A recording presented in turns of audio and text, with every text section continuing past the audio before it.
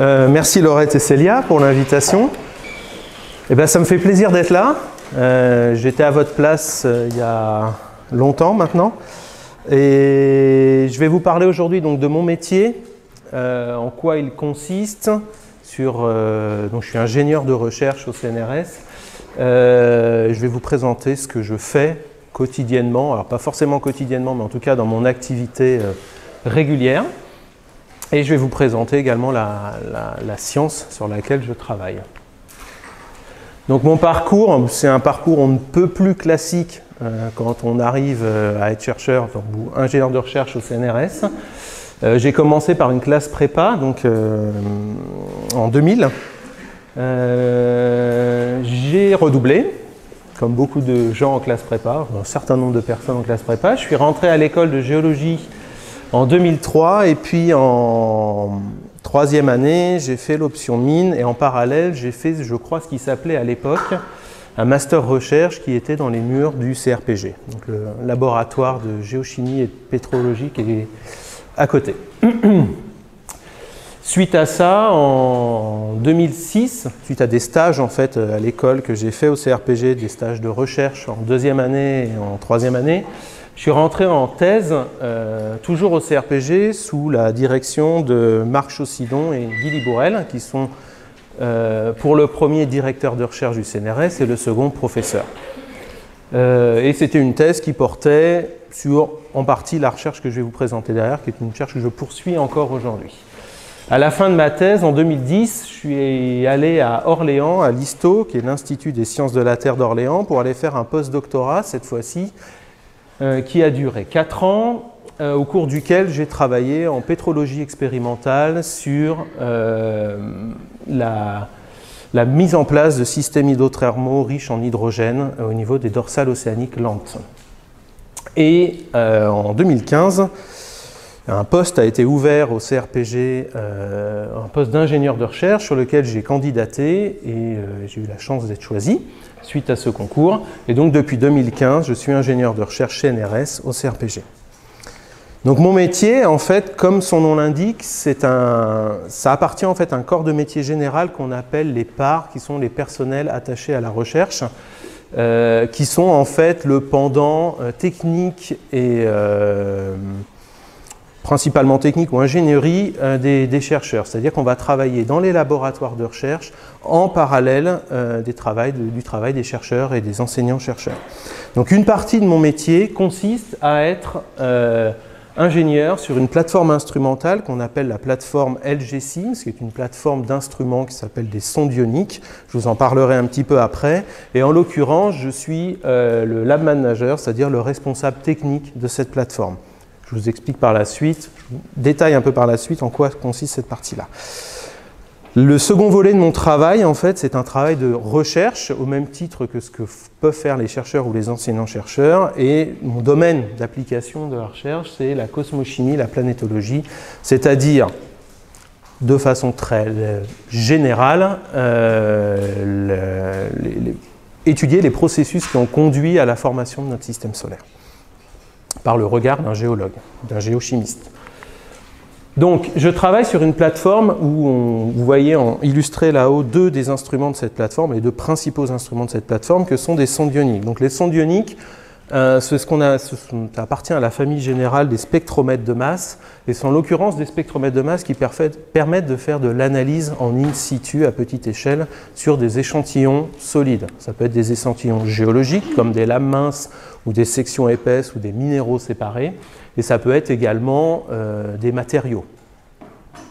Le principe est relativement simple, je vous le détaille très rapidement là. On vient bombarder la surface d'un échantillon qui est illustré ici par ces couches atomiques qui sont là, avec un faisceau d'ions primaire et dont l'énergie va permettre de casser les liaisons chimiques et d'arracher de la matière de notre échantillon. Et on va produire à partir de là des ions secondaires qui vont être envoyés dans un spectromètre de masse. Donc le principe général, ça va être de mesurer des compositions chimiques et isotopiques à partir d'échantillons d'intérêt. Donc le spectromètre de masse, l'idée c'est de séparer les ions de ce signal, de ce spectre secondaire, de ce signal secondaire, en fonction de leur masse, en fonction de leur énergie, en fonction de leur charge électrique. Et d'aller détecter, donc de compter leur abondance par la suite. Donc cette plateforme, c'est une plateforme sur laquelle travaillent une dizaine de personnes. C'est une équipe en fait soudée et rouge, que vous voyez ici, sur laquelle nous sommes 4 ingénieurs et assistants ingénieurs à travailler en permanence et sur laquelle nous avons 5 chercheurs et enseignants-chercheurs pour lesquels la majeure partie, si ce n'est la totalité de leur recherche, s'appuie sur l'utilisation de ces instruments. Vous voyez ici Laurette, qui est mon pendant scientifique de responsabilité et de gestion de cette plateforme-là. Donc elle est responsable scientifique et moi je suis responsable technique.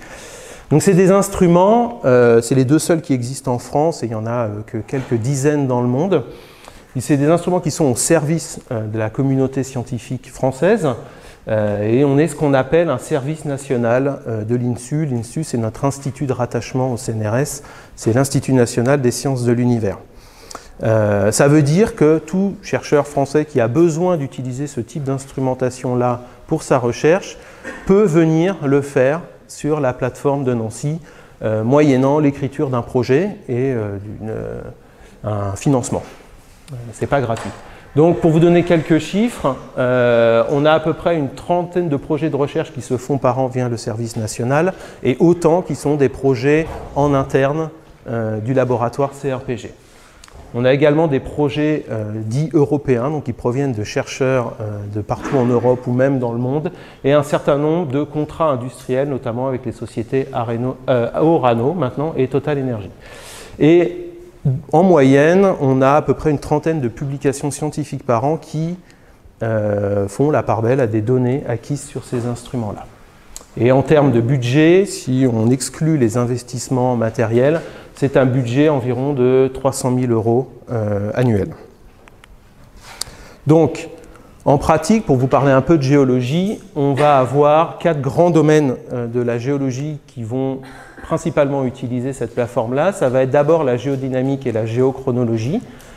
Ça va être ensuite des thématiques qui sont portées sur la cosmochimie et la Terre primitive.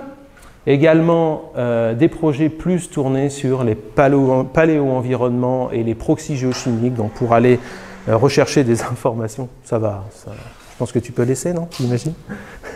Pour regarder des informations de paléotempérature, paléo-pH, donc la mise en place de roches. Et également l'étude des fluides et de la diagénèse dans les milieux sédimentaires. Donc c'est les 4 grands volets en fait, de géosciences qui font appel en général à ce type d'instruments qui permettent de faire de l'analyse in situ, comme je vous disais. Si vous avez des questions, il faut attendre la fin ou ils peuvent interrompre. Qu'est-ce qui est le mieux? Il faut attendre la fin, mais s'il y a des choses à... Bon, s'il y a vraiment un point qui bloque, vous n'hésitez pas. Donc, je vous l'ai dit, mon métier il a 2 volets principaux. Le premier, c'est d'être la manager de la plateforme SGSIMS. Ça consiste en fait à gérer le pilotage et le fonctionnement technique et scientifique de la plateforme. C'est la définition générique de mon poste.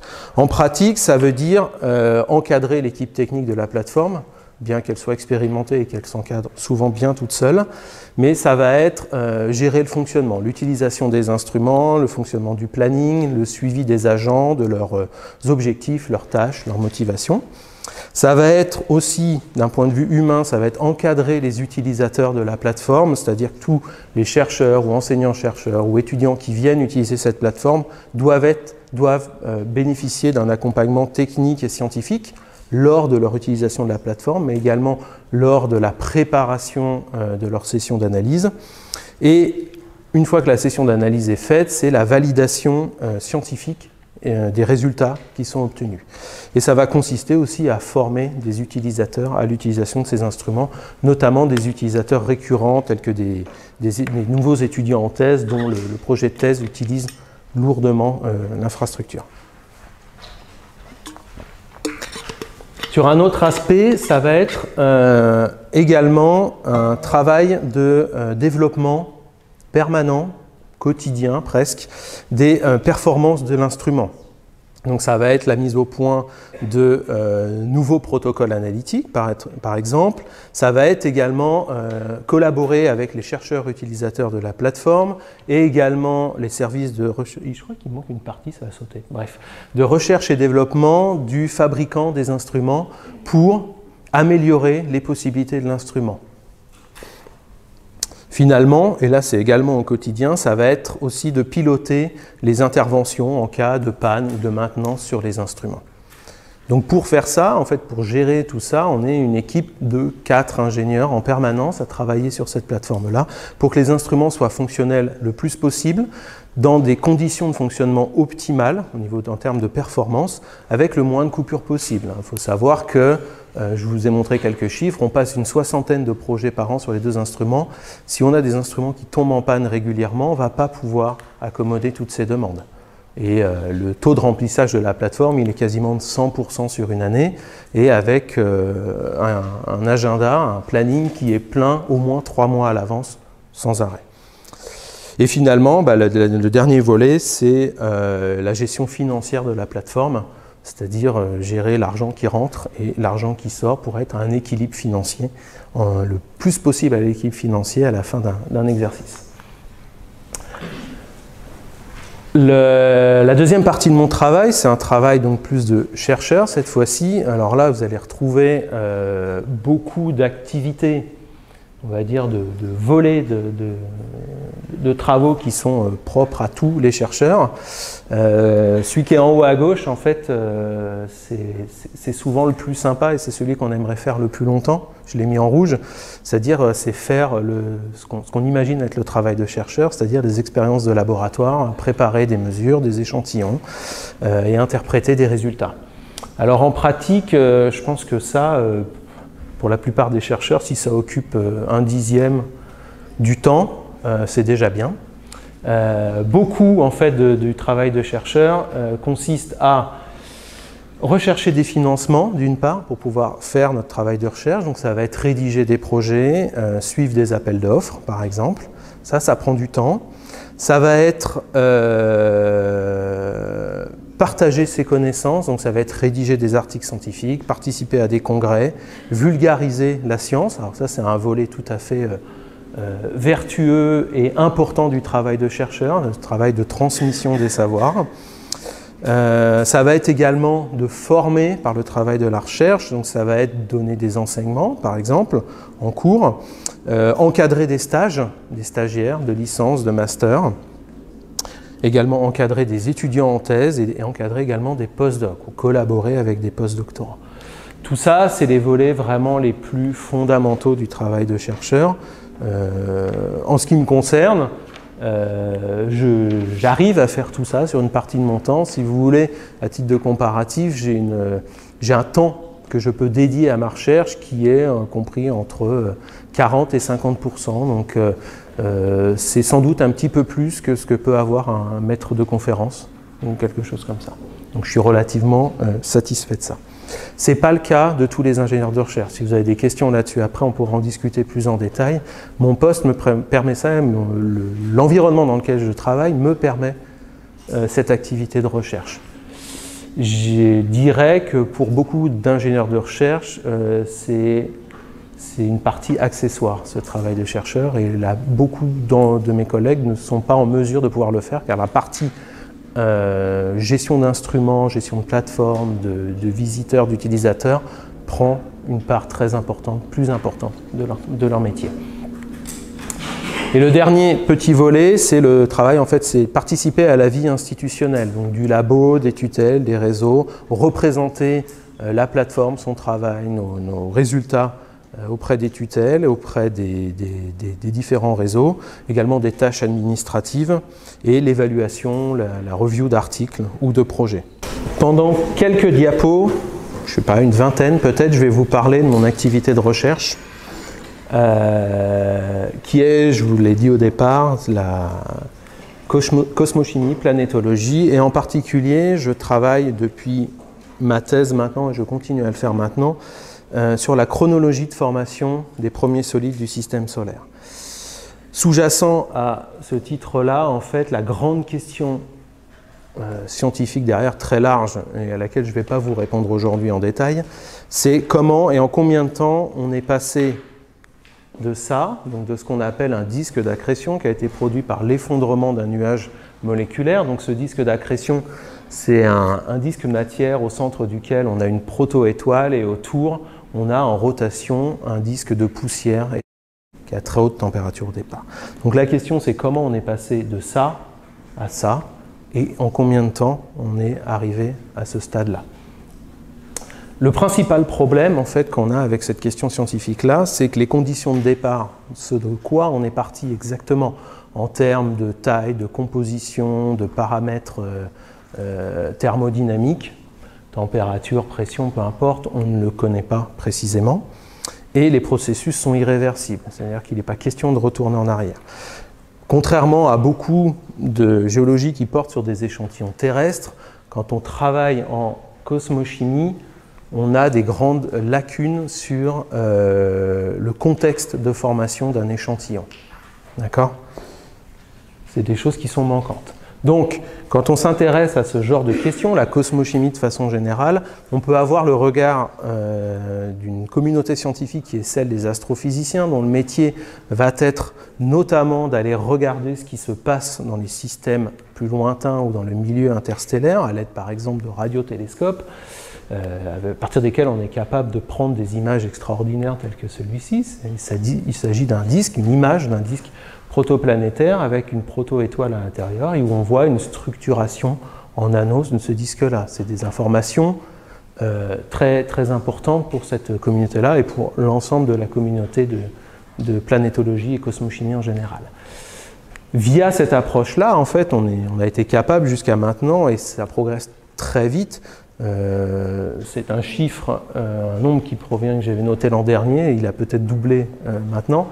On a observé plus de 3000 systèmes exoplanétaires, c'est-à-dire des couples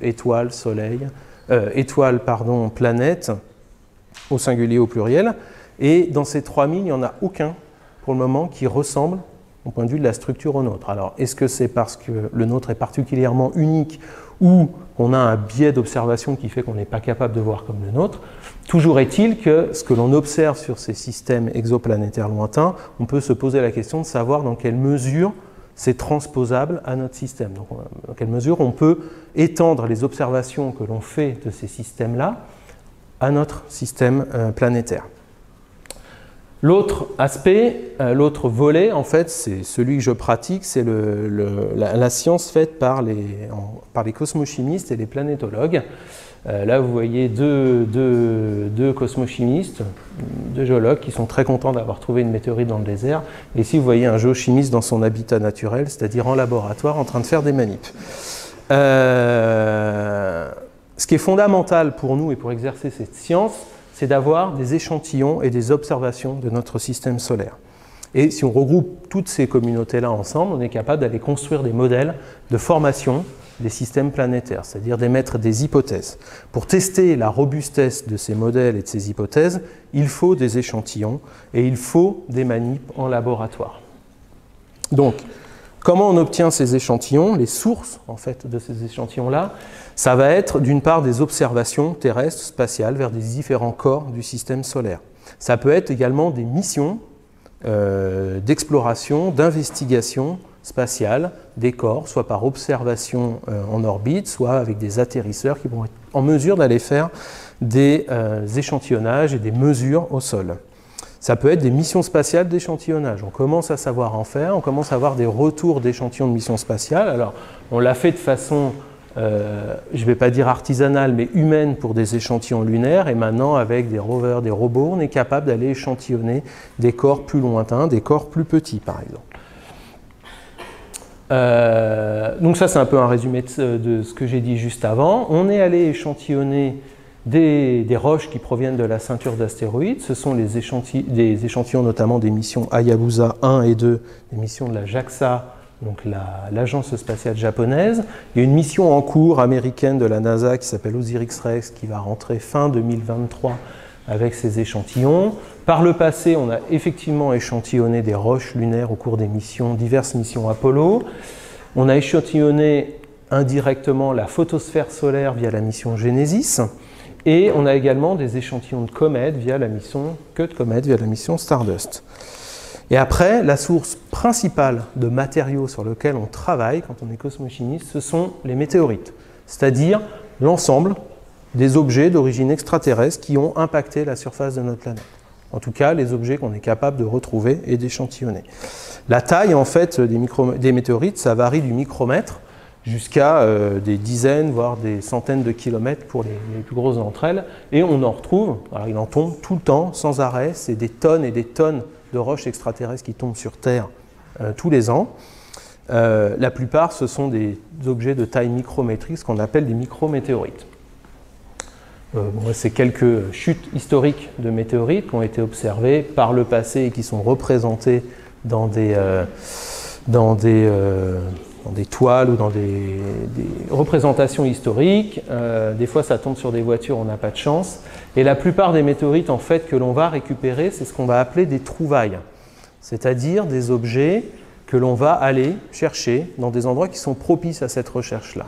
Les endroits propices à ça, ça va être les déserts secs, parce que les météorites, ça a toujours même cette tête-là, c'est une surface noircie qu'on appelle une croûte de fusion, une petite couche fine de quelques micromètres qui fond en surface d'une météorite lors de l'entrée atmosphérique. Donc ça se retrouve bien dans un désert, et un désert sec a le bon goût d'être propice à la préservation de ces objets-là, qu'ils soient peu altérés. Et l'autre endroit où on va les retrouver, ça va être des déserts froids cette fois-ci, donc c'est notamment l'Antarctique ou l'Arctique. Dans ce cas-là, ce qu'on fait, c'est qu'on collecte de la glace, on la fait fondre et on regarde tous les grains plus ou moins petits, plus ou moins gros qu'il y a dedans, et on échantillonne ce qu'on trouve, souvent des micrométéorites. Donc, pourquoi est-ce qu'on recherche à dater les processus de formation des objets du disque, de notre système solaire? La raison, c'est pour savoir quand, comment et à quelle vitesse les différents corps du système solaire se sont formés. Et une fois qu'on a ce genre d'informations-là, on est capable d'apporter des contraintes sur les modèles d'évolution du disque au cours du temps. Et la façon dont on fait ça, c'est en déterminant l'âge de formation des météorites et de leurs constituants. Et en combinant ces âges de formation avec des contraintes sur des processus, sur les lieux de formation, on est capable d'aller construire des modèles derrière et d'affiner les modèles, de voir à quel point les hypothèses que l'on fait lorsqu'on construit un modèle sont valides ou sont erronées. Voilà. Alors les météorites, elles ont bon goût, pour beaucoup d'entre elles, d'être pas ou peu altérées, donc d'avoir, depuis leur formation qui est très ancienne, proche de 4,5 milliards d'années, avoir peu ou pas subi de processus secondaire d'altération. C'est les seules roches qui sont comme cela. N'importe quelle roche terrestre a été altérée et tout son signal chimique primitif, on va dire, ou le plus ancien, a été complètement effacé au cours du temps. Et ce sont des témoins finalement directs des premières étapes de formation du système solaire, c'est-à-dire le disque d'accrétion, je vous montrais au tout début, ce disque de poussière et de gaz. Et pour certaines d'entre elles, c'est également des témoins de processus plus anciens, je ne reviendrai pas tellement dessus. Un dernier point d'importance concernant les météorites au sens large, c'est que ce sont les briques élémentaires à partir desquelles les corps planétaires du système solaire se sont formés. Donc si on a des informations précises sur ces objets-là, on peut avoir une information également importante sur la composition initiale de nos planètes, et notamment de la Terre. Pour vous illustrer ça, je vous ai mis deux petites photos de météorites. Donc, ces météorites, en fait, on en a une très très grande variété. Entre tous ces objets-là sont à peu près à la même échelle, on est sur quelques centimètres pour ces sections-là. Donc quand on les regarde même en macro, à l'œil nu, on va voir des grandes différences de texture. Par exemple, on a des choses qui ont des textures grenues, quasiment des textures magmatiques, que l'on voit ici, ou des textures à grains fins. On va voir également que l'on a des chimies qui vont être différentes. On a des météorites dans lesquelles on voit du métal. Ça, c'est une météorite de fer. On en voit d'autres sur lesquelles on voit du métal mélangé à des minéraux. Ces minéraux-là, c'est des silicates, c'est des olivines principalement et des pyroxènes. On voit des textures à grains très très fins comme ceci, comme celle-ci, où on a presque l'impression de retrouver une roche sédimentaire. Donc une grande variété de textures à l'échelle macro, et ce qu'on voit à l'échelle macro est également vrai à l'échelle micrométrique. On est sur la même échelle, encore une fois, vous pouvez voir ça. Ici, on a un objet, une météorite dans laquelle on voit des petits objets, des objets de petite taille, de forme arrondie, des objets beaucoup plus clairs ici, c'est du métal, ces petites billes-là, et on voit entre une espèce de matrice à joint très très fin. Quand on regarde cette météorite-là, on a des textures. Si je ne vous dis pas que c'est une météorite, vous pouvez tout à fait me dire qu'il s'agit d'une roche basaltique ou d'une roche métamorphique. D'accord? Si on regarde ça sous un microscope. Là, une autre texture qu'on voit là, on voit un mélange entre des faces très très claires et des faces beaucoup plus sombres. On a un mélange assez hétérogène, on va dire, de métal avec des silicates. Donc, grande variété de textures, de composition, et ça atteste d'une grande diversité des environnements de formation et des processus de formation dans le disque protoplanétaire. Alors là, une diapo un peu compliquée, je ne vais pas rentrer tellement dans les détails, mais comme pour tout, les météorites, on aime bien les classer par famille, par catégorie. Retenez principalement que l'on a deux grandes familles de météorites. On a les météorites qu'on appelle les météorites indifférenciées. L'autre terme générique qu'on utilise, c'est chondrites. Ce sont des météorites qui ressemblent à ceci ou à cela, pour lesquelles, dont on sait qu'elles proviennent de corps plus gros, qu'on appelle des corps parents, des astéroïdes, qui n'ont pas été différenciés, c'est-à-dire qui n'ont pas vu de processus de différenciation magmatique, formation par exemple d'un noyau et d'un manteau, comme ont pu le connaître les planètes telluriques. Ça, c'est la première grande famille, c'est les plus grands nombres de météorites que l'on observe. C'est plus de 90% des météorites. L'autre grande famille, ce sont les météorites dites différenciées. Par opposition aux premières, ce sont des météorites qui proviennent de corps différenciés. On va retrouver là soit des échantillons du noyau, pour les météorites de fer, soit des échantillons qui sont à l'interface entre le noyau et le manteau. C'est notamment les palasites que vous avez ici, qui en plus d'une valeur scientifique ont une très grande valeur esthétique, dans lequel on va retrouver des minéraux typiques du manteau tels que l'olivine ou le pyroxène, et du métal. Et on va avoir enfin une grande famille qui représente des membres en fait différents, qui sont des échantillons de manteaux et ou de croûtes, plus ou moins mélangés. Et là, on va retrouver là-dedans des météorites qui proviennent de Mars, notamment, et des météorites qui proviennent d'un astéroïde bien connu de la ceinture d'astéroïdes qui s'appelle Vesta, donc des familles de météorites. Et on a également quelques météorites qui proviennent de la Lune. Et forcément, comme partout, on a des indécis, ce qu'on appelle des achondrites primitives, donc c'est des météorites qui ont des caractéristiques qui vont à la fois dans la famille des chondrites et à la fois dans la famille des météorites différenciées. Donc, toute cette classification s'est basée sur des critères de texture, de chimie et de composition isotopique. Là-dedans, encore une fois, comme ce que je vous ai montré avant, grande variabilité de texture, de chimie, qui indique des processus de formation différents et des corps initiaux différents. Si on regarde un peu plus en détail une météorite primitive ou une chondrite, voici une vue d'une section en macro, à l'œil. Dedans, on va retrouver plusieurs constituants génériques qu'on va retrouver dans à peu près toutes les chondrites. On va retrouver d'une part, je vais commencer par lui, une matrice qui a un grain extrêmement fin. Vous voyez l'échelle, on est sur de 10 nanomètres. Dans cette matrice, on va retrouver des amorphes, on va retrouver des phyllosilicates, on va retrouver de la matière organique. Et cette matrice, en fait, c'est ce qu'on a, et que vous voyez forcément pas très bien, qui ressort de façon le plus noire, en fait, et qui est entre ces objets blancs et ces objets arrondis que l'on a ici. C'est un espèce de liant, un ciment que l'on trouve dans ces météorites-là. Donc des textures extrêmement fines, extrêmement fines.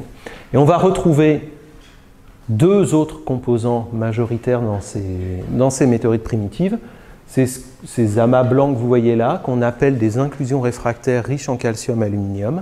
C'est des objets qui ont des textures soit des textures à grains fins, soit des textures grenues, dans lesquelles on va retrouver des oxydes et des silicates, principalement.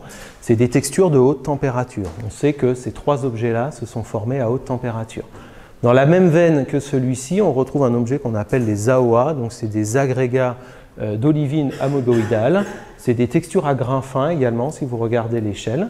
Et puis on va retrouver l'objet le plus emblématique et le plus abondant qui donne le nom à cette famille de météorites, ce qu'on appelle des chondres. Alors les chondres, en fait, c'est des objets à texture grenue, composés de silicates, principalement olivine et pyroxène, souvent liés par une mésostase, donc c'est un verre plus ou moins vitrifié ou dévitrifié, suivant les objets. Donc voilà, pour vous planter un petit peu le décor et le bestiaire que l'on regarde quand on fait de la cosmochimie.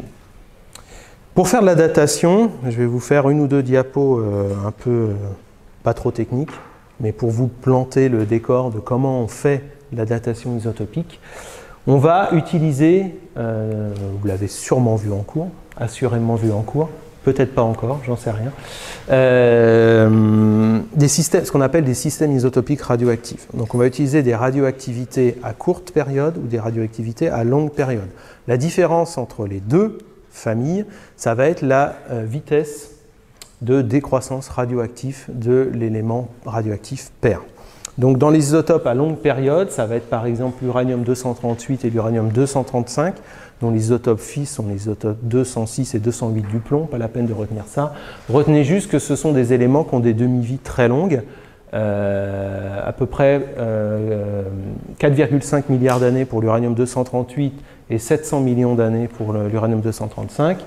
Si vous regardez ce diagramme-là, l'abondance des radioisotopes de l'uranium en fonction du temps décroît lentement au cours du temps, justement, parce qu'on a des demi-vies qui sont extrêmement longues. C'est ce qu'on appelle des radioactivités à longue période. Par opposition, on a des radioactivités à courte période pour lesquelles l'isotope pair radioactif, donc celui qui va décroître par décroissance radioactive, se désintégrer par décroissance radioactive, tel que l'aluminium-26 ou le manganèse 53 ou l'hafnium 182, ont des demi-vies qui sont beaucoup plus courtes. La demi-vie de l'aluminium-26, c'est environ 700 000 ans. Ça veut dire que en quelques millions d'années, si on a une quantité initiale donnée de l'isotope pair, eh bien en 7-8 millions d'années, on n'a plus de cet isotope pair. C'est-à-dire qu'on ne peut plus utiliser ce système isotopique pour faire de la datation. En contrepartie, ce que vous voyez, c'est que l'abondance du pair varie très vite au cours du temps, ce qui nous permet d'avoir une très grande résolution temporelle sur ces laps de temps, sur un laps de temps très très court. Et en fait, sans spoiler la suite, pas tellement spoiler, rien du tout, la durée de vie des processus dans un disque protoplanétaire, ça s'étend au maximum sur une dizaine de millions d'années. Donc on est sur une échelle de temps qui va de là à ici. Okay. Donc ce qu'on va vouloir regarder, ça se tient là-dedans, et ça se passe il y a 4,5 milliards d'années. Heureusement qu'on a des outils comme ceux-là pour aller regarder ces informations-là. Donc, puisque je travaille au CRPG, que cet instrument-là est mon instrument de prédilection pour faire ma recherche, c'est celui-là que j'utilise pour faire de la datation isotopique. Ce n'est pas le seul qui est utilisé pour ça. Il y a des approches de datation isotopique, que ce soit pour de la radioactivité à courte période ou à longue période, qui se fait par spectrométrie de masse, ce qu'on appelle en roche totale. C'est-à-dire qu'au lieu de travailler sur des lames minces ou des sections polies et d'aller regarder à l'échelle des minéraux ce qui se passe, ou des assemblages minéralogiques, on va prendre par exemple un objet comme celui-là ou un fragment de roche comme celui-là, on va le dissoudre, on va faire des attaques chimiques dessus pour aller sortir les éléments isotopiques qui nous intéressent, donc dans une phase fluide, et aller passer ça dans un spectromètre de masse qu'on va appeler, il y en a plein de types différents, mais sur laquelle en fait le composé entrant va être un fluide enrichi dans les isotopes qui nous intéressent. Donc soit on va regarder à l'échelle roche totale d'un échantillon ou d'un assemblage minéralogique, soit on va regarder ce que je fais moi en in situ en utilisant la sonde ionique qui me permet d'avoir une résolution spatiale, donc latérale, de l'ordre d'une dizaine de micromètres pour 1 micromètre de profondeur. Donc ce faisant, je suis capable d'aller regarder à l'intérieur d'objets tels que celui-ci pour lesquels les minéraux peuvent faire de quelques dizaines à quelques centaines de micromètres au maximum en termes de taille. Et ça me permet d'aller regarder des phases minéralogiques différentes à l'intérieur de ces objets-là. Donc, la datation aluminium-magnésium, quand on le fait par sonde ionique, mais là c'est le principe général que je vous explique, tire parti finalement de la décroissance radioactive d'un isotope pair, ici en l'occurrence l'aluminium-26, qui décroît en un isotope fils qui est le magnésium-26. La demi-vie, je vous l'ai dit tout à l'heure, c'est environ 700 000 ans pour l'aluminium-26.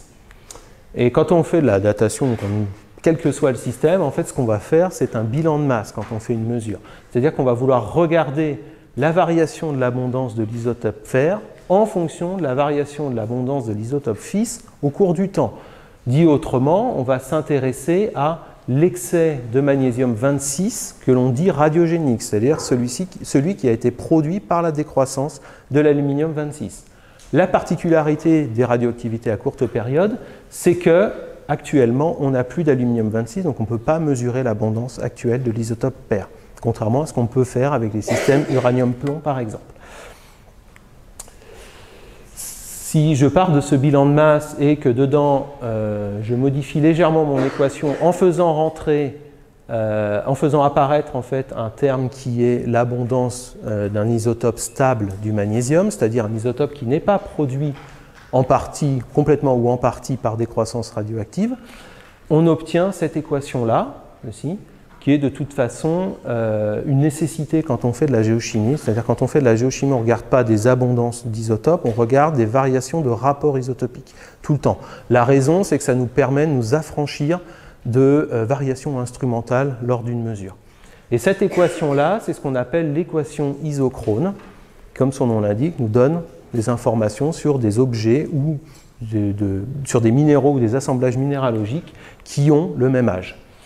Si je la représente dans un diagramme, cette équation-là, ça ressemble à ceci. Donc, ce que l'on voit en abscisse, c'est la variation du rapport isotopique aluminium sur magnésium. Donc, par exemple, la variation élémentaire aluminium sur magnésium qu'on peut avoir dans un minéral ou entre des minéraux, en fonction de la compatibilité de ces éléments-là. En ordonnée, vous voyez la variation isotopique du magnésium 26 sur magnésium 24, donc la quantité d'excès de magnésium que l'on peut produire par décroissance radioactive de l'aluminium 26. Cet excès-là, en fait, il va augmenter en fonction, en relation avec l'augmentation du rapport aluminium sur magnésium. Ce rapport-là, plus il augmente, plus ça veut dire qu'on avait d'aluminium 26 dans notre minéral au départ par rapport au magnésium. Et vous avez deux paramètres importants dans cette équation de droite. C'est la pente d'une part qui nous donne le rapport lorsque l'objet s'est formé, le rapport initial d'aluminium 26 sur aluminium 27. C'est à partir de lui qu'on va calculer un âge ensuite. Et ce rapport-là dont je ne vais pas trop parler, qui est le rapport initial de magnésium 26 sur magnésium 24, qui nous sert dans un certain nombre de cas pour faire des calculs d'âge modèle et des modélisations. Je ne vais pas revenir là-dessus. Retenez juste la pente. Cette pente-là, en fait, c'est notre quantité finalement d'aluminium 26 qu'on avait initialement de notre échantillon lorsqu'il s'est formé. Par exemple, dans une roche, lorsqu'elle a cristallisé. D'accord ? Donc là, quand vous avez ça, vous n'avez pas un âge. Mais si on fait intervenir la loi de décroissance radioactive, en fait, ce qu'on est capable de faire à partir de ça, c'est de calculer des variations de pente entre différents échantillons. Et donc, non pas d'avoir directement un âge de formation, mais d'avoir un delta d'âge entre deux objets.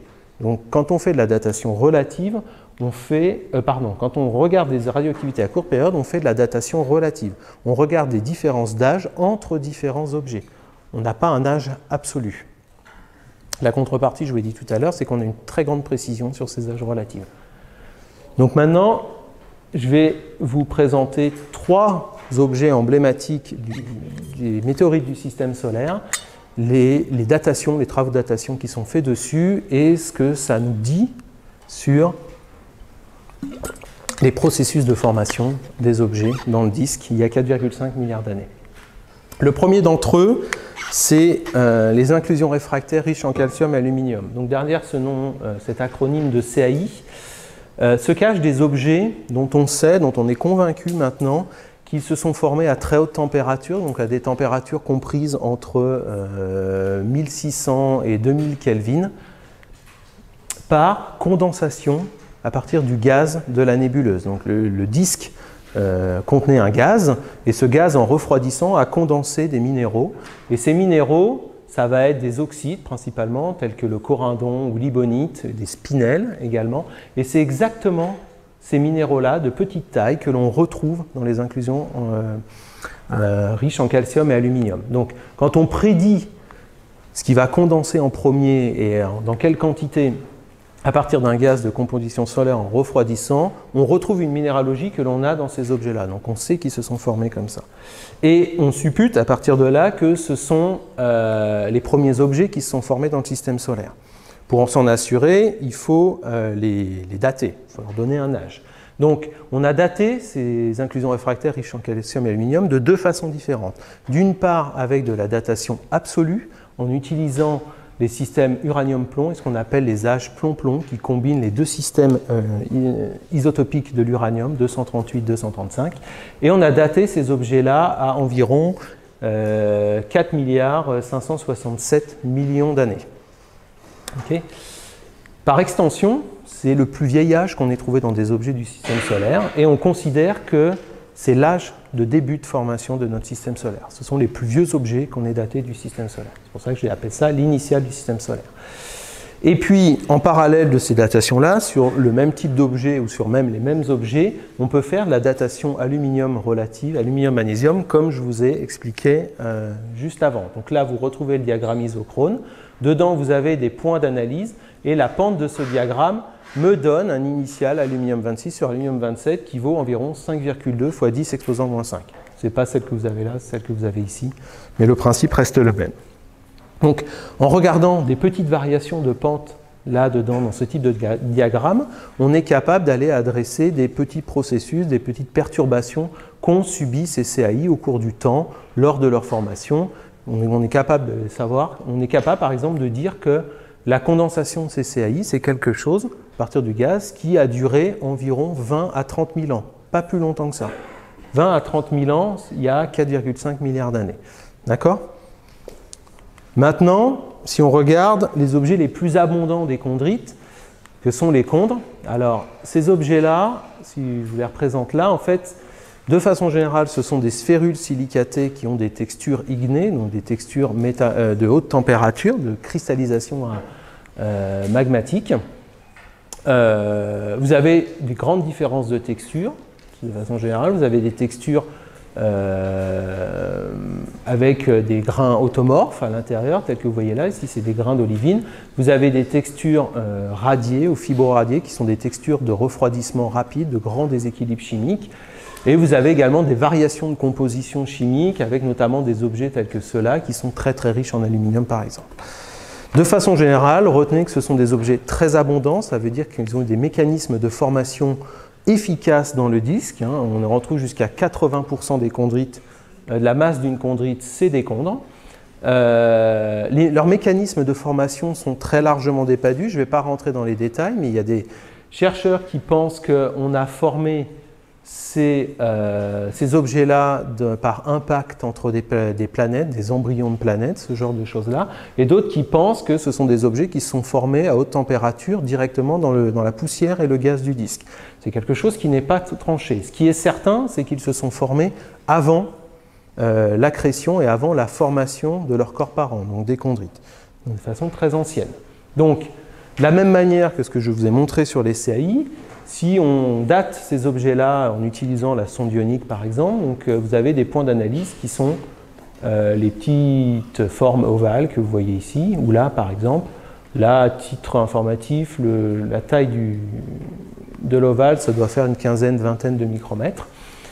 On va regarder à la fois des minéraux qui ne contiennent pas d'aluminium, tels que l'olivine ou le pyroxène, et puis des phases, telles que le verre, qui contiennent des rapports aluminium sur magnésium plus élevés et variables.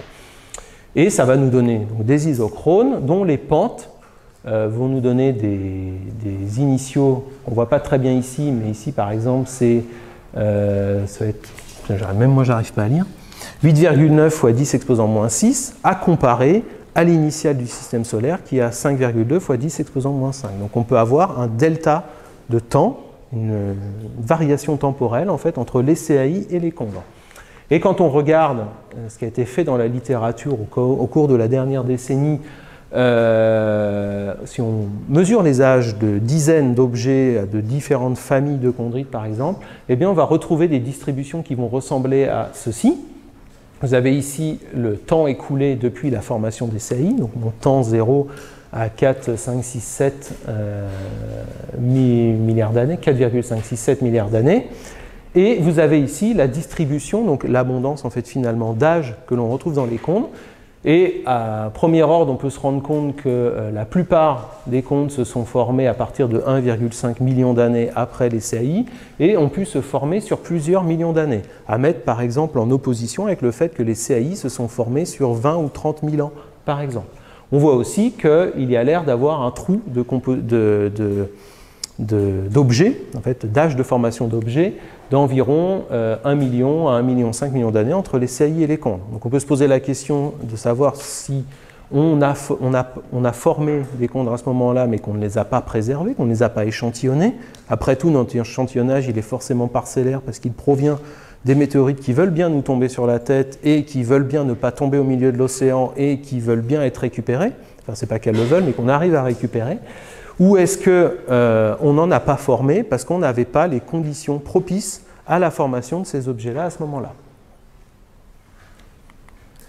Un dernier exemple ici, c'est la datation isotopique, toujours aluminium-magnésium, fait par sonde ionique, d'une météorite, d'une achondrite, donc une météorite différenciée qui provient donc d'un corps différencié.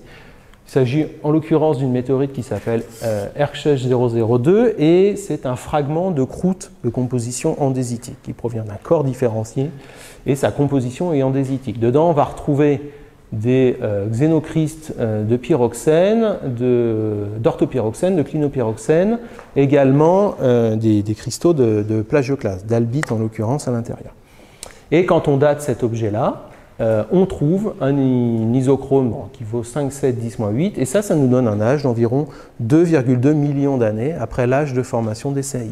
Ça veut dire que, et il s'agit ici de la plus ancienne achondrite de type crustal qui a été datée, ça veut dire qu'il y a 2 millions d'années après la formation des CAI, on avait déjà formé des planètes, on avait déjà différencié des planètes, et on avait déjà cristallisé des croûtes de planètes. Donc des processus courts dans le temps, quelques millions d'années.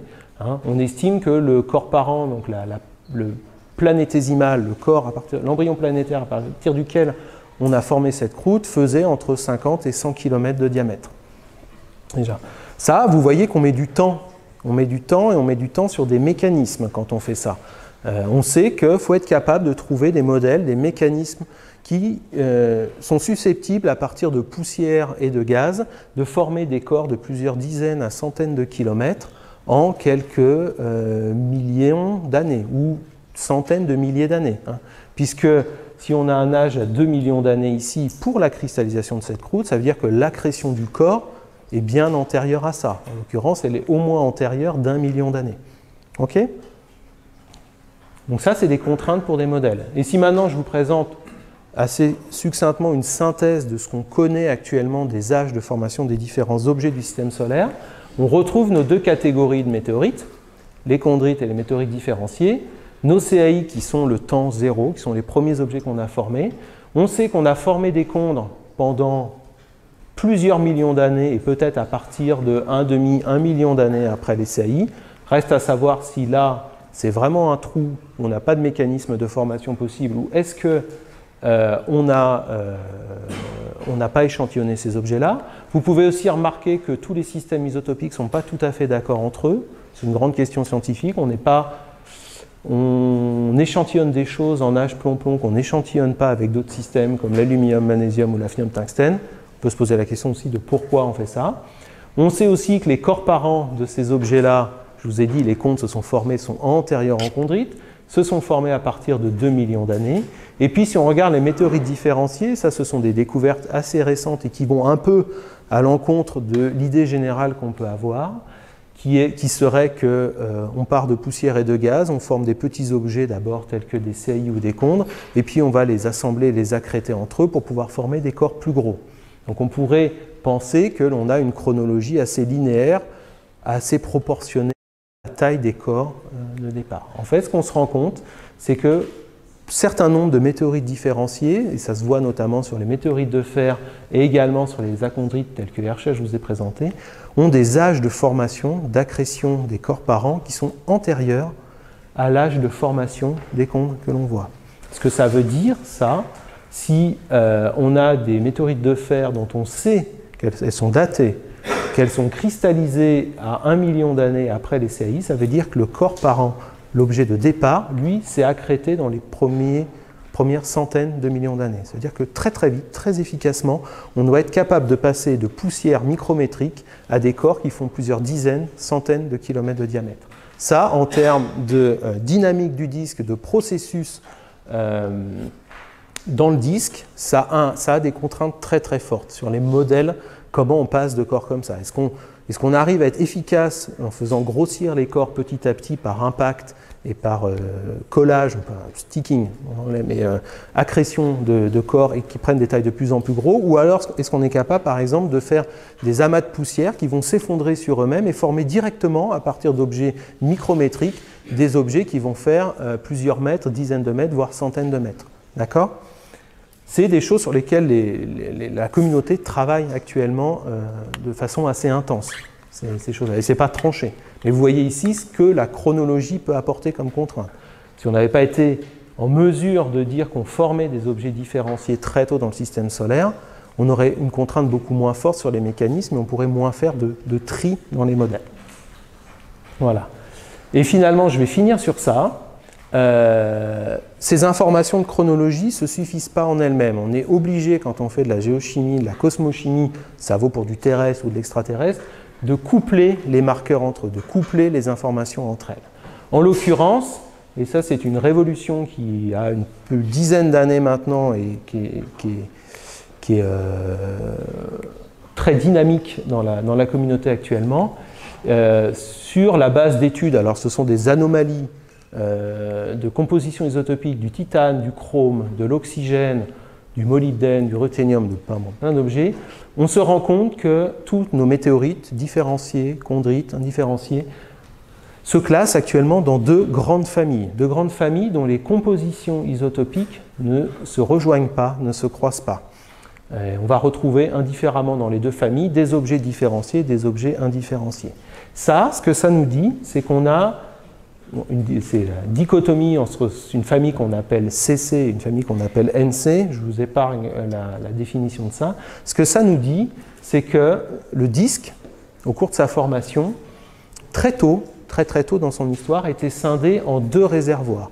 Deux réservoirs qui, chimiquement, isotopiquement, sont restés distincts suffisamment longtemps pour former des objets différenciés et non différenciés qui ont gardé des caractéristiques chimiques et isotopiques propres à chaque groupe. Ça, ce n'est pas quelque chose d'intuitif et ce n'est pas quelque chose de facile à faire dans un disque dans lequel on a de la poussière et du gaz, parce que la tendance générale quand on a un amas de poussière et de gaz, c'est de faire des mélanges dans ce disque-là. C'est de mélanger, surtout quand c'est chaud, c'est turbulent, on va avoir l'accrétion au soleil qui va se faire, on va avoir de la matière qui va continuer à tomber sur le disque à partir du nuage moléculaire qui est en cours d'effondrement. Et on a plutôt tendance à modéliser, à imaginer que toute la matière du disque va se mélanger et que le seul gradient qui va se faire sera un gradient lié à la température du disque. Plus on s'éloigne du soleil, plus on va être froid. Mais les éléments chimiques que vous voyez là, ces distinctions que vous voyez là, en fait, ne peuvent pas être liées à des paramètres de température, parce que là-dedans, on a des éléments chimiques qui sont sidérophiles, lithophiles, réfractaires, modérément volatiles, et ils se comportent théoriquement complètement différemment les uns des autres. D'accord ? Ce que ça a impliqué, ces observations-là, et la datation qu'on a pu faire sur les objets, c'est que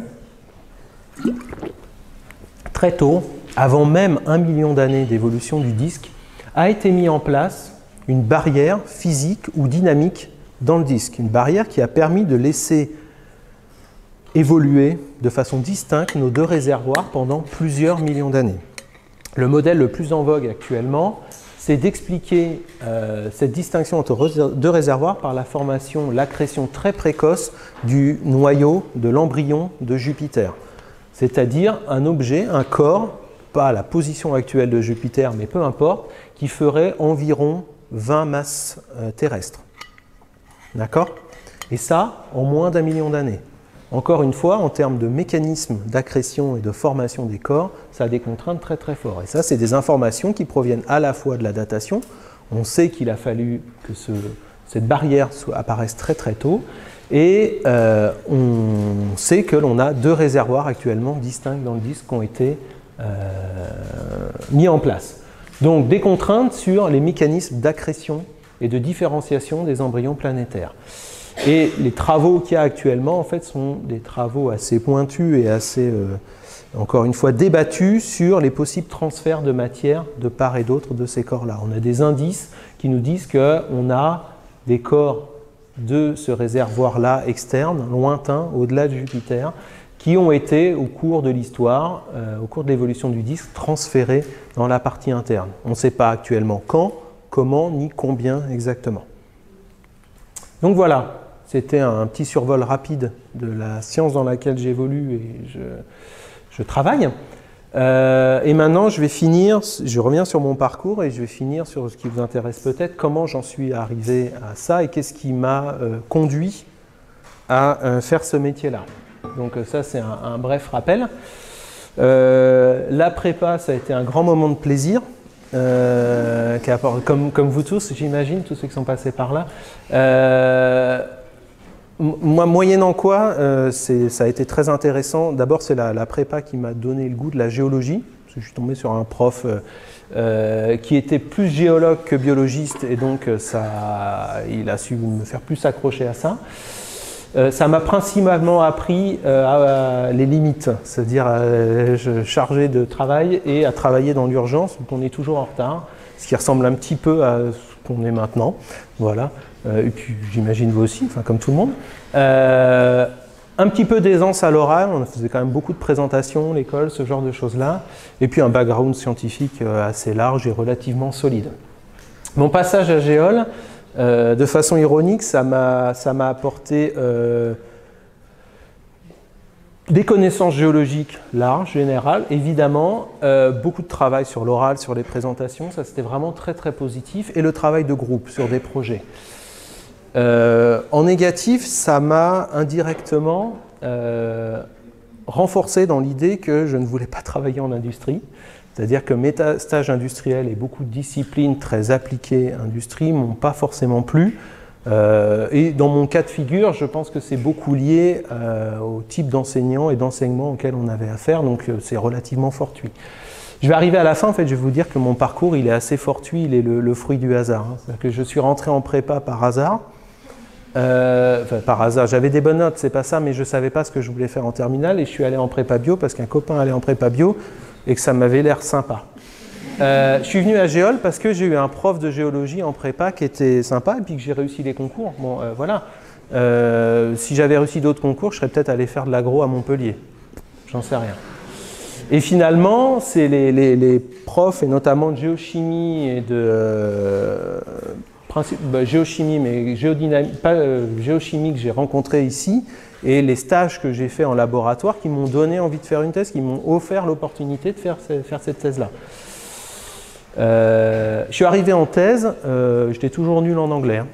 Donc le grand moment de détresse quand on rentre en thèse, c'est sa première présentation orale qu'on doit faire devant un public de connaisseurs en anglais. Ça nécessite un peu de préparation et de travail sur soi-même. Cela dit, on sort de là, on a des compétences de travail en laboratoire, une expertise scientifique, bien sûr. Le propre d'un thésard à la fin de sa thèse, c'est d'être expert dans son domaine et, si possible, plus expert que ses encadrants de thèse. De l'autonomie dans le travail, vu que c'est un projet long, sur 3 ans minimum, où on doit prendre en main un sujet et le conduire dans la mesure du possible à son terme. Tout est en anglais, toute la communauté parle anglais, toute la documentation, la bibliographie est anglaise, à part quelques articles très très anciens qui peuvent être en allemand ou en français. Je ne parle pas l'allemand, donc je ne les lisais pas. Et évidemment, beaucoup de travail à l'oral, de présenter devant un public, de présenter devant des confrères, de la vulgarisation scientifique, ce genre de choses-là implique de travailler l'oral et d'être à l'aise, on va dire. Quand j'ai écrit ça, en fait, je me suis dit, pourvu que je ne me plante pas et que j'arrive sur ça à la fin et que je n'ai pas l'air bon, voilà. Le postdoc, en fait, c'est une transition entre les deux. Le postdoc, c'est une forme d'indépendance technique et scientifique. L'avantage, c'est qu'en général, on n'a pas à chercher ces financements de recherche, ils sont déjà acquis. C'est un avantage. L'autre avantage, ou en tout cas le corollaire, c'est qu'on nous fait confiance. On a montré pendant notre thèse qu'on était capable de mener un projet de recherche à bien. En général, en postdoc, on attend de nous qu'on soit capable de construire ce projet-là dans une certaine mesure, de développer des collaborations, d'encadrer des étudiants et de travailler en équipe, vraiment. C'est-à-dire, in fine, le travail d'un chercheur. L'un des points importants du postdoc, c'est de montrer qu'on est capable de travailler, de faire de la recherche de façon indépendante de ses directeurs de thèse. Et finalement, et pour finir, mon arrivée ici, à la fin de mon postdoc, j'étais à 2 doigts d'arrêter la recherche. Les concours de chercheurs sont très difficiles, très compliqués, très sélectifs, on va dire. Et ça nécessite en fait d'être très performant. Et la performance en recherche, elle est jaugée sur la publication principalement. Mon postdoc était très empirique, très expérimental, et ça a mis longtemps à donner des fruits. Ça m'a appris plein de choses d'un point de vue technique, mais ça a fait que, in fine, j'étais quasiment disqualifié pour les concours de chercheurs. Pas assez publié, pas assez vite. Et j'ai eu de la chance, ce qui n'est pas mon malheur, mais c'est le hasard, qui a fait qu'il y a un poste d'ingénieur de recherche sur la sonde ionique, donc qui était mon instrument de thèse, qui ouvrait ici au CRPG, avec un profil de poste qui me plaisait complètement. C'est-à-dire un profil de poste qui me permettait d'une part de faire de la technique, de l'ingénierie, du développement, et d'autre part de faire de la recherche. C'était écrit noir sur blanc dans mon projet de recherche. Il était attendu que je sois capable de construire, de mener mes projets de recherche et d'encadrer mes propres étudiants, mes propres travaux. C'est le poste qui permettait ça, et j'ai candidaté, j'avais le profil, et apparemment j'ai répondu aux attentes, et j'ai eu ce poste-là, et j'y suis depuis 2015 maintenant, donc ça fait 7 ans, bientôt 8, je travaille avec plaisir au CRPG. Voilà. Et je vous remercie de votre attention.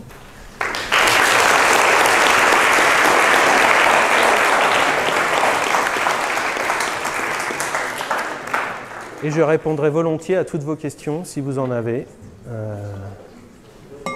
S'il te plaît.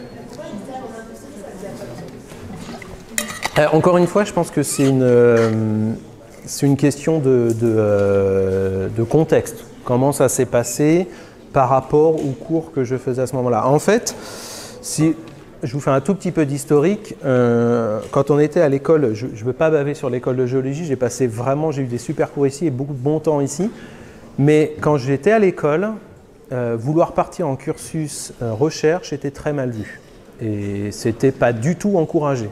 Quand je dis pas du tout, mon master, j'ai dû le faire en parallèle de ma spécialité. C'est vraiment ça, c'est-à-dire que on ne nous encourageait pas à aller dans cette voie, et ce qui m'a un petit peu fâché parce que je trouvais les cours et en fait je suis parti avec un a priori négatif sûrement sur les stages industriels. C'est pas que j'y ai pas fait des choses intéressantes et que j'y ai pas rencontré des gens intéressants, c'est juste que ça m'a moins plu que le reste. Donc je dis j'ai pas aimé, c'est ça principalement. Et c'est principalement, je pense, contextuel où j'étais jeune comme vous et j'ai dit c'est pas normal qu'on me laisse pas la possibilité, sans me mettre de bâton dans les roues, de faire ce que je veux, d'aller, ça m'a poussé à vouloir aller là. Et puis les personnes que j'ai rencontrées lors des stages recherche, c'est principalement ça, finalement. C'est pas que c'est pas bien, c'est plus moi, mon ressenti qui a été avec des expériences peut-être moins fortes, moins intéressantes, que j'ai trouvé moins intéressantes. Oh, je suis tous perdu. Oui. Pour faire l'ingénieur de recherche, il faut forcément passer par une thèse, avec un diplôme d'ingénieur. Sur le papier, non. C'est-à-dire que quand on regarde, voilà. Sur le papier, non, c'est Bac+5. Dans les faits, alors, en géosciences, je ne connais aucun ingénieur de recherche qui ne soit pas Bac+8. Je pense qu'il y a des disciplines où c'est moins le cas, peut-être en physique ou des choses comme ça, je pense que c'est moins le cas, mais tous les ingénieurs de recherche que je connais ont fait une thèse en préalable. Mais quand on regarde, c'est-à-dire que si tu as un Bac+5, rien ne t'empêche de candidater. Souvent, ce qui va bloquer, c'est l'expérience dans le poste qui est demandé. Et c'est ce qui va exclure, souvent de fait, une personne qui a juste un Bac+5 par rapport à un Bac+8. Ça va être ça le... Donc je dirais plutôt oui. Plutôt oui, mais ce n'est pas un prérequis. Voilà, c'est... Bon. Bref. Et tous les postes d'ingénieur de recherche ne ressemblent pas aux miens. Hein. Puis il y a vraiment des profils très très variés. Il y a même des domaines, je reviens sur la physique, où il y a beaucoup plus d'ingénieurs de recherche donc, que de chercheurs. Et d'ingénieurs de recherche qui font purement la recherche. Voilà, donc c'est vraiment... en géosciences, il y a les deux. Il y a des ingénieurs de recherche qui vont être vraiment beaucoup plus dédiés au fonctionnement d'instruments, de plateformes et qui vont faire peu ou pas de recherche dans leur carrière, et ce qui n'empêche pas de faire des super carrières et d'être très performants et tout ça, ça n'a rien à voir.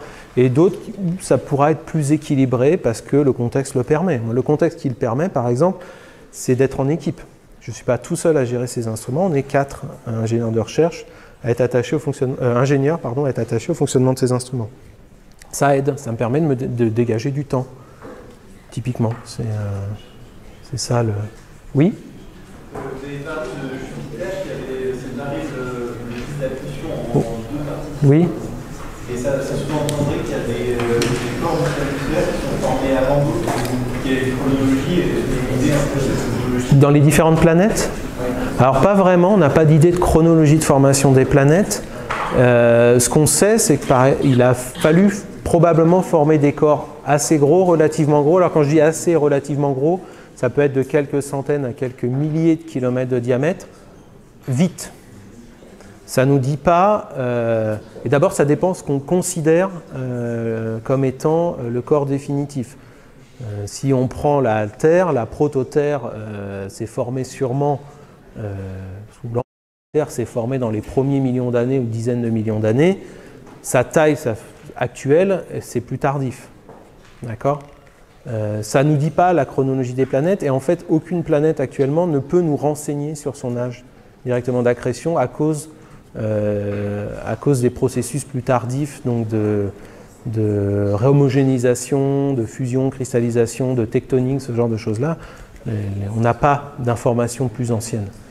Donc on est obligé de s'appuyer sur ces archives-là pour essayer d'avoir des idées, mais c'est des informations, on va dire, plus indirectes sur la création des corps. Alors on a des idées de l'âge de la création de la Terre ou des planètes, de différentes planètes, mais ce n'est pas aussi tranché de dire on a formé celle-ci en premier, celle-ci après.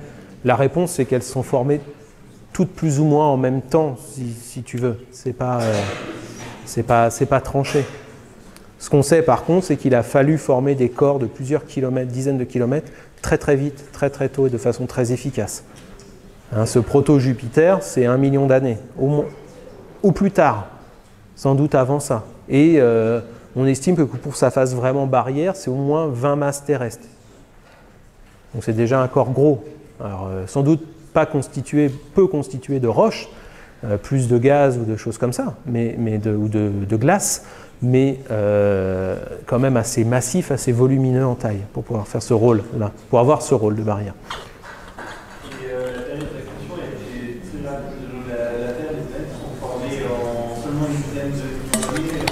Pas la Terre, les planètes, les embryons, c'est-à-dire on va dire des corps de plusieurs centaines ou milliers de kilomètres qui vont conduire à la structuration du disque actuel et les planètes qu'on a actuellement.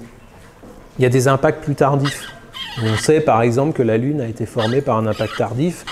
J'ai plus l'âge en tête. Laurette, Célia, je ne sais pas.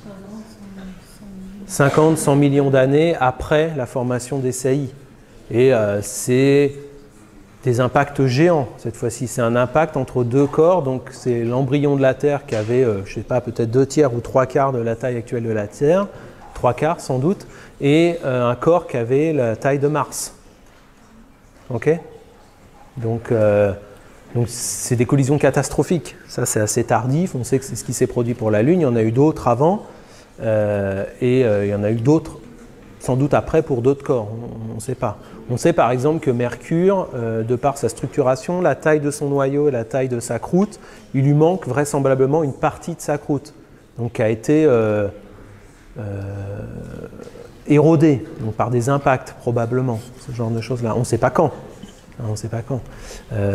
Là, ce qu'on sait par exemple, c'est que le disque, donc le fait d'avoir des poussières comme ça, là, ça a une durée de vie de quelques millions d'années, 10 millions d'années au maximum. Après, on n'a plus de gaz comme ça de poussière, on est plus sur du solide.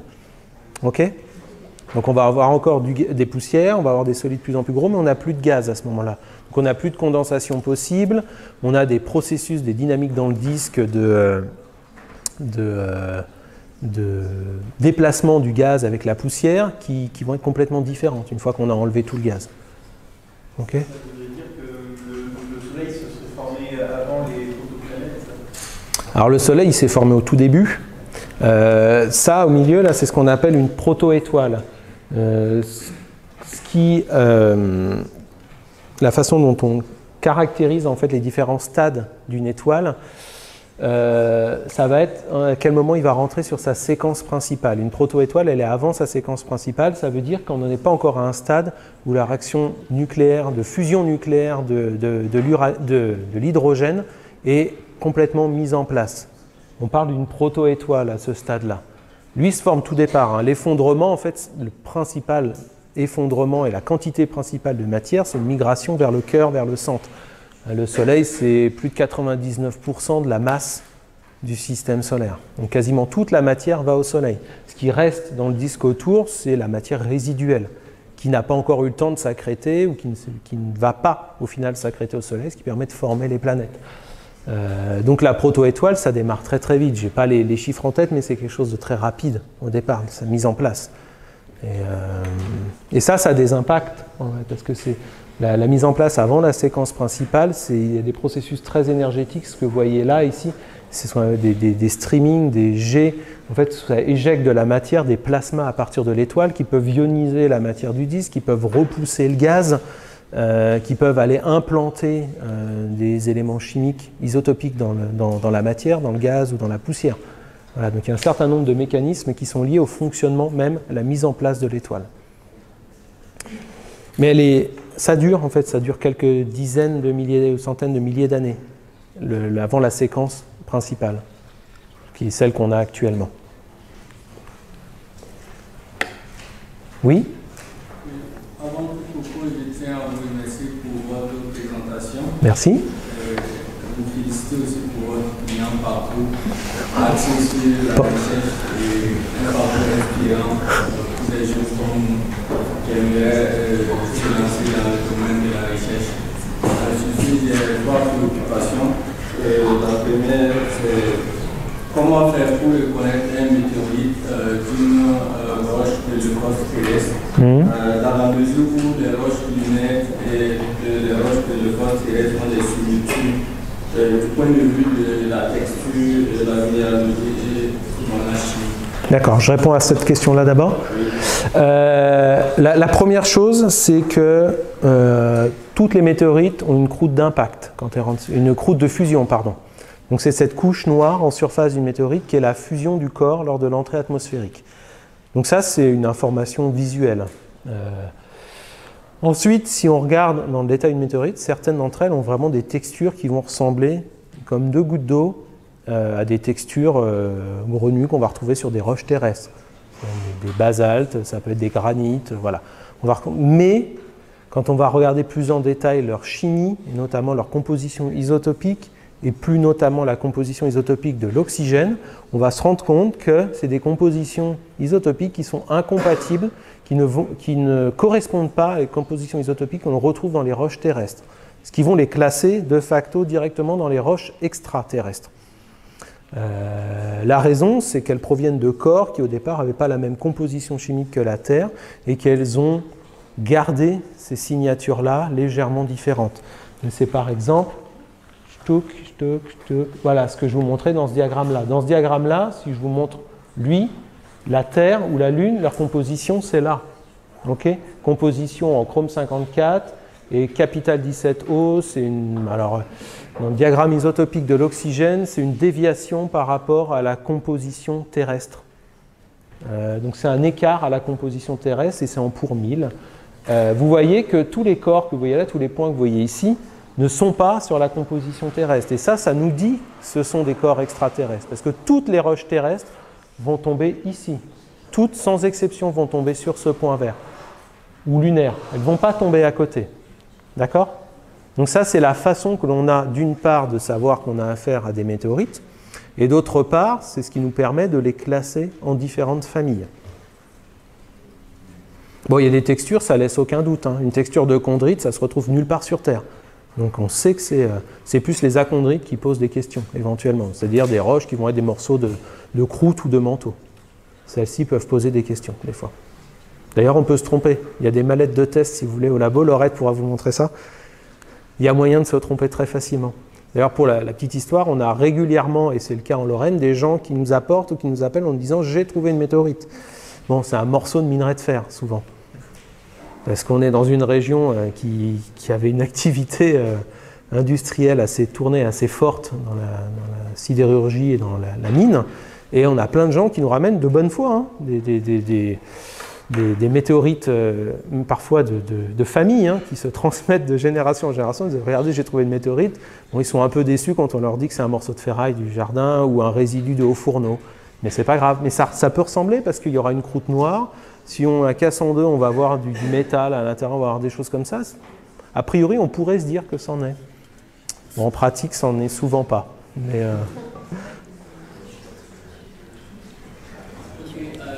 t'avais... Oui. Quel est l'intérêt économique d'étudier les météorites? Alors, aucun. Clairement, aucun. C'est juste pour la science, la connaissance. Peut-être, et je ne pense pas que ça arrivera de sitôt, en fait, si, il y a des astéroïdes qui ont des valeurs économiques, avec des très forts enrichissements, on le sait, d'éléments sidérophiles, de terres rares, de choses comme ça.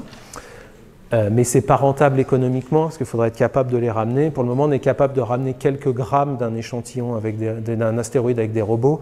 Donc ce n'est pas demain qu'on fera du business avec ces trucs-là. Donc c'est principalement pour la connaissance. Comme beaucoup de recherches fondamentales, c'est la connaissance qui nous anime, le savoir. C'est ce qui anime l'humain pour tout un tas de choses. En sachant que par contre, dans les techniques analytiques qu'on emploie, certaines ont des applications sur des projets à débouchés industriels. Ça arrive. Mais le fait d'étudier les météorites, c'est principalement pour le plaisir. J'ai le droit de le dire comme ça? Oui? La dernière question, quels sont les paramètres qui contrôlent la chute des météorites sur la surface terrestre? La gravité. C'est la gravité. C'est l'attraction gravitaire entre les corps. Ok, mais on sait qu'il y a plusieurs météorites autour du système solaire. Et on se rend compte que souvent c'est une seule roche ou un seul météorite, comme on peut expliquer cela. Bon, c'est vrai que la gravité, mais tous les autres météorites aussi ont cet effet-là. Alors en fait, c'est juste l'attraction entre deux corps. C'est-à-dire, ça va jouer sur la trajectoire des corps, ça va jouer sur la vitesse des corps, et à un moment donné, un certain nombre d'entre eux vont avoir des trajectoires qui vont croiser l'orbite de la Terre. Il y a beaucoup d'astéroïdes qui ont des trajectoires plus ou moins elliptiques dans la ceinture d'astéroïdes, mais si jamais il y a plein de corps qui tournent autour de la Terre, qui ne sont pas à distance de la ceinture d'astéroïdes, qui ont des trajectoires plus ou moins elliptiques, qui ne sont pas forcément dans le plan de rotation de la Terre, et il y a un moment donné, par effet gravitaire, d'attraction des corps, la Terre va se déplacer vers l'astéroïde, mais comme la Terre est très très lourde, elle ne va pas trop bouger, et l'inverse, lui, va rentrer dans l'orbite terrestre. En fait, et vraiment C'est uniquement ça, et c'est complètement aléatoire, c'est de la balistique uniquement. Et comment ? Et plus, après, voilà, ce qui arrive, c'est que si deux corps s'impactent, par exemple, dans la ceinture d'astéroïdes, ils vont se fragmenter éventuellement, et surtout, ils vont pouvoir avoir leur vitesse qui va changer, leur trajectoire qui va changer, et donc aller se mettre sur une trajectoire qui va rentrer dans l'orbite terrestre pour conduire à un impact potentiellement. Donc c'est difficile, on ne sait pas prédire d'ailleurs. On voit souvent des infos catastrophiques, un astéroïde a frôlé la Terre, bon souvent il l'a frôlé, c'est relativement loin. Cela dit, statistiquement, on en prendra un jour un très gros sur la tronche, il y a des chances, hein, et qui fera des dégâts. C'est arrivé par le passé, ça arrivera moins maintenant parce que le système solaire est quand même plus ordonné et c'est relativement bien nettoyé, les orbites, en tout cas tous les gros corps, il y a peu de chances d'en croiser un, mais enfin on n'est pas à l'abri de rencontrer un astéroïde de quelques kilomètres de diamètre qui nous tombe dessus, et je vous garantis que ça fera de gros dégâts le jour où ça arrive. Mais c'est pas demain, et de toute façon c'est pas prévisible et c'est pas évitable. Le coup des fusées, ça marche pas. Hein. C'est pour faire croire, mais on sait pas faire ça. De rien. Oui. Est-ce que vous avez une idée des proportions de doctorants ou de postdocs qui réussissent à avoir un poste de chercheur ? Aucune idée. Aucune idée. Alors ça doit exister, les chiffres. 1 sur 2 ? Peut-être 1 sur 2. C'est pas impossible. Non, mais j'entends par là, c'est pas... D'abord, les postes, il n'y en a pas qu'en France, hein, il y en a à l'étranger. Il y a plusieurs métiers qui peuvent être attachés à la recherche. Il y a enseignants-chercheurs, chercheurs au CNRS, tous les personnels attachés à la recherche, tels que moi. Je dirais que si la motivation est là, les chances de succès augmentent. Après, il y a aussi un pourcentage non négligeable d'étudiants en thèse qui savent rapidement qu'ils n'ont pas envie de se tourner vers une carrière de recherche, de chercheurs derrière, et qui vont peut-être plus aller sur une carrière académique d'enseignement. Donc ça peut être professeur, ça peut être ou des métiers d'ingénierie plus techniques. Par exemple, j'ai des collègues comme moi qui ont une formation assez lourde sur la sonde ionique ou des choses comme ça et qui travaillent maintenant chez le fabricant de ces instruments, qui sont des spécialistes en interne sur la R&D, sur le développement de ces instruments. Voilà, donc ils se sont tournés vers une carrière industrielle.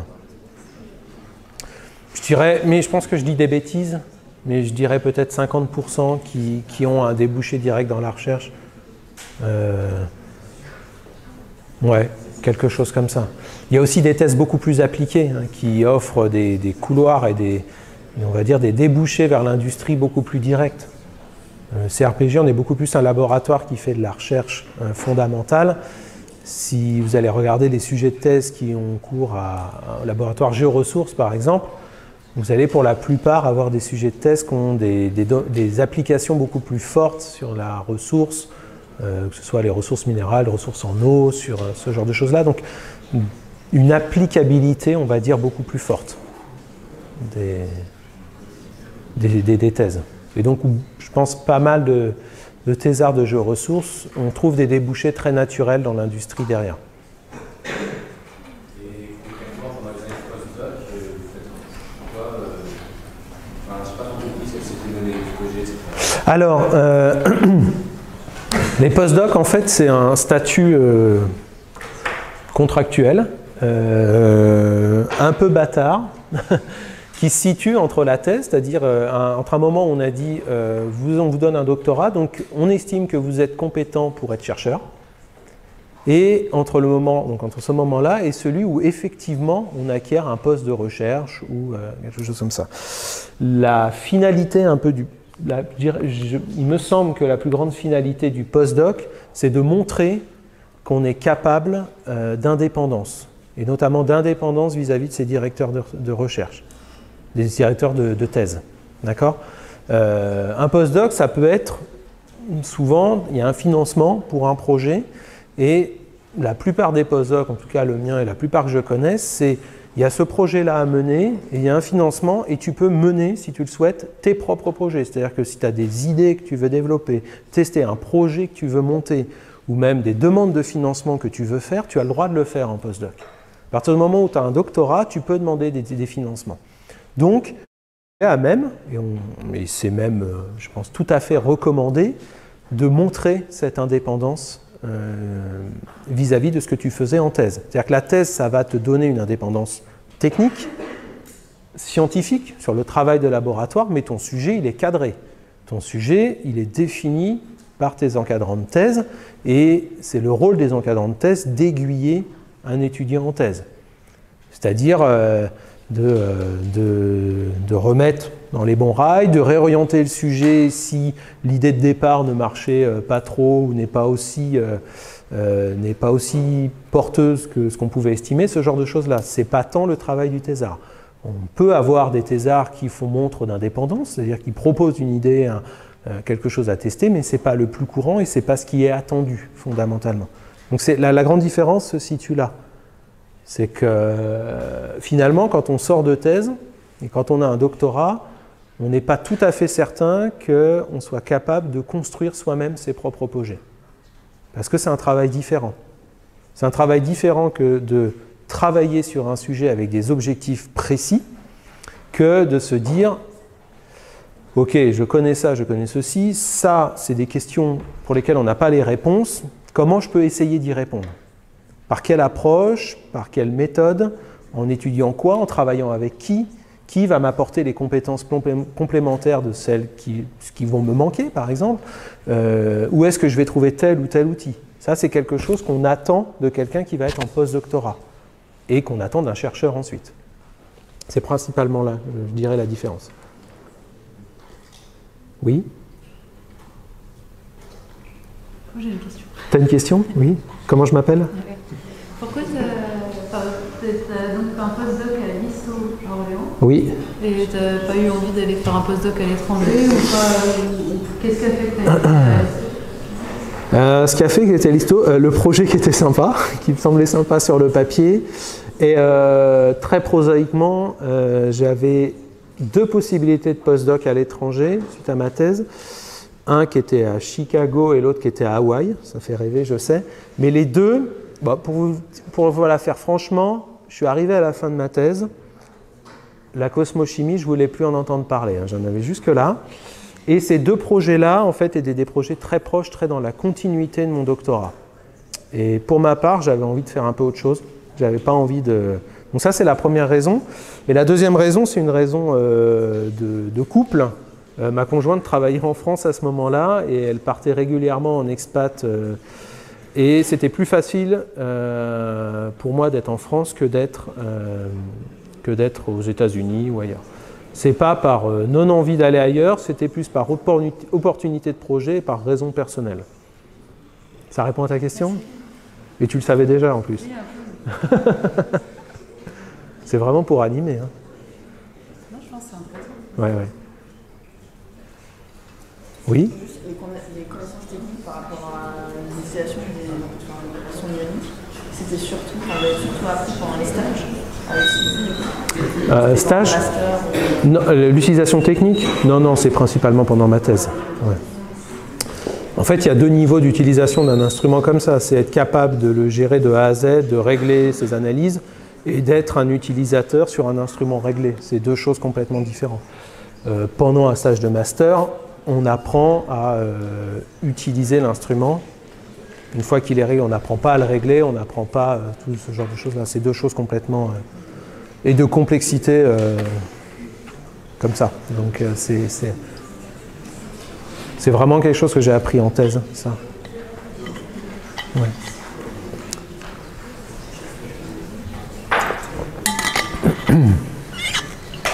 Une question ?